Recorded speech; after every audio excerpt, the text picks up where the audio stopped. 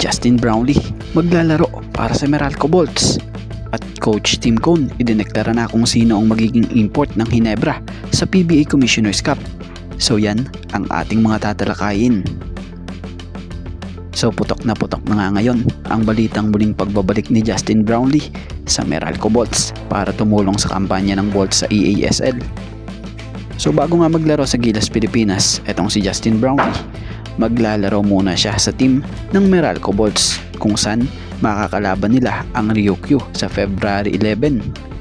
Matatanda ang sa huling naging laro ng Meralco Bolts kontra Macau Black Bears, nag-ambag si Justin Brownlee sa bulsa ng double-double performance na may 12 points, 10 rebounds with 6 assists and 1 steal. So tingnan natin at asahan na magdodoble kayod si Justin Brownlee dahil sa nawala na nga rin po sa Meralco Bolts ang isa pang import na gaya ni RHJ dulot ng tinamo nito noong Achilles injury sa naging huling laro ng Meralco sa EASL noon kontra dito sa Macau Black Bears.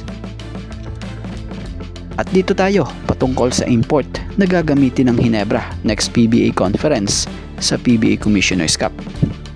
So itong ang Gilas Pilipinas naturalized and Barangay Ginebra resident import na si Justin Brownlee ang siyang ang tatayong import para sa Barangay Ginebra sa Import Laden Conference.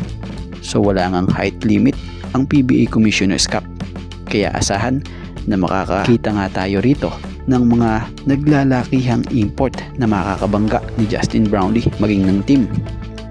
So may nabasa nga tayong article kung saan nilinaw ng Fast Break Credit po na sinasabi rito na isinut down na daw umano nitong si Coach Tim ang mga social media rumors about sa maglalaro nga raw ito sa Meralco itong si Brownlee sa PBA Commissioner's Cup Season 50 dahil eto nga raw si Justin Brownlee ay maglalaro para sa Barangay Ginebra. So matatandaan namang ang daming rumors na kumakalat nung nakaraan na di umano hiramin daw or sa Meralco daw maglalaro si Justin Brownlee sa next PBA conference. Kaya naman ngayon, eto na, may ebidensya at nilinaw na sa Ginebra pa din talaga maglalaro si Justin Brownlee.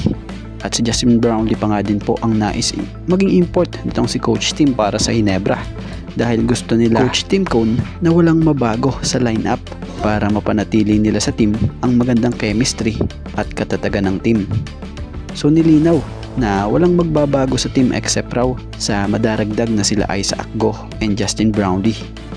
So di na tayo magtataka kahit na sabihing nagkakaedad na si Brownlee, pero kinukuha pa rin ito ng Ginebra dahil na nga sa ito'y makapagbibigay sa team ng pagiging familiar. Speaking of familiar na siya sa sistema, sa teammates, proven na rin sa pagiging scorer. Bukod pa doon, makakapagbigay pa nga siya ng lakas sa team talaga.